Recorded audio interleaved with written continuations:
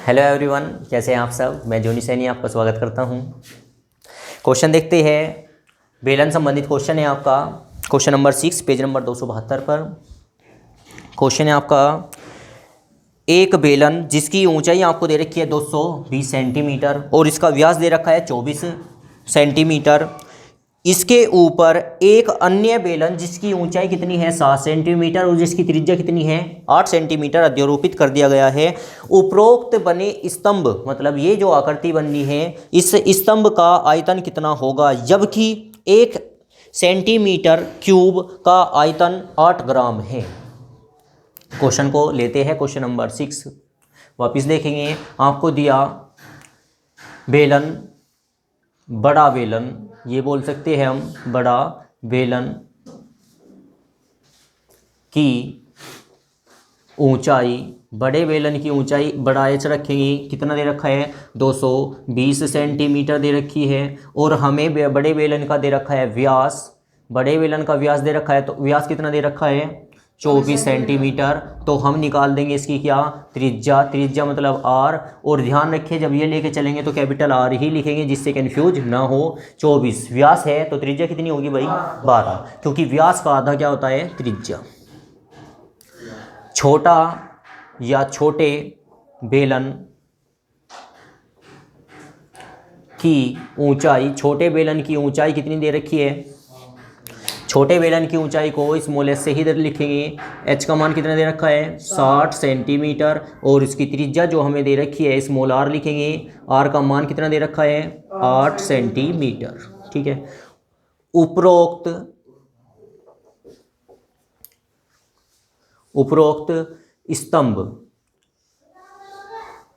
स्तंभ का आयतन, आपसे क्वेश्चन किया गया है कि उपरोक्त बने स्तंभ का आयतन ज्ञात करें। तो हम क्या करने वाले हैं, आयतन बताने के लिए हम क्या करेंगे, बड़े बेलन का आयतन और प्लस में क्या कर देंगे भाई छोटे बेलन का आयतन। छोटा बेलन भी हमारे पास में है तो हम लिखेंगे छोटो बेलन के आयतन, छोटा बेलन का आयतन। बड़े बेलन का आयतन का सूत्र क्या होगा आपका, pi capital R square H plus छोटे बेलन का सूत्र पाई आर स्क्वायर एच। ये कैपिटल और स्मॉल इसलिए लिखे मैंने क्योंकि आपको कन्फ्यूजन न हो। यहाँ पे 2 त्रिज्या और 2 ऊंचाई दे रखी है। ठीक है। ऐसा कोई पोर्शन जो कॉमन आ रहा हो, केवल पाई कॉमन आएगा, आर नहीं आएगा क्योंकि अब की बार त्रिज्या अलग अलग है।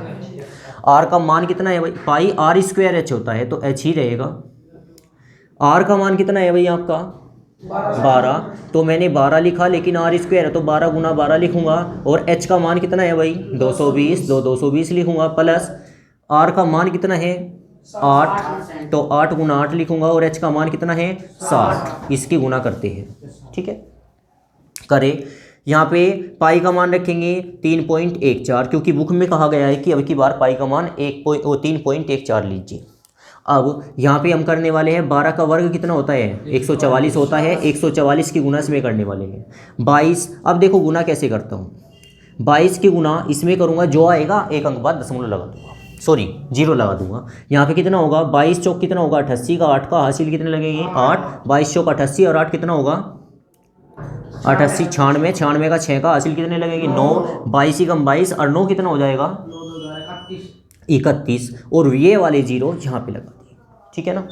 आगे अब इसकी गुना करते हैं, फिर से देखेंगे 8 का वर्ग क्या होता है 64, 8 8 64 हुआ। 6 की गुना करते हैं, जो आएगा 0 लगा देंगे लास्ट में। 6 चौक कितना हो जाएगा 24, 24 का 4 का हासिल लगे 2, 6 छंग 36 और 2 कितना हो जाएगा 38 और 0 ये वाली ये रही। ठीक है, तो ऐसे गुना करें। आगे चलिए, अब ऐड करना है। यहाँ पे 3.14 ही रखेंगे। यहाँ पे जब इन्हें जोड़ेंगे 0 0 0 हो जाएगा। 8 और 4 कितना होगा 12 का 2 का हासिल लगेगा 1, 8 और 6 कितना होगा 14 और 1 हासिल 15 का 5 का हासिल लगेगा 1, 3 और 1 4 और 1 कितना होगा 5 और यहाँ कितना होगा 3।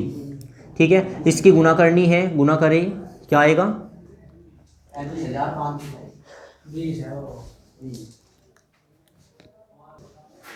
तो देखेंगे इसकी गुना करनी है आपको। और ये हम निकाले इसका आयतन, आयतन जब इसकी गुना करेंगे, ये की गुना करने के बाद ये पोर्शन आने वाला है आपका आया 1115 3 और 2 दशमलव एक अंक बाद लगाएंगे क्योंकि यहाँ पे थी जीरो।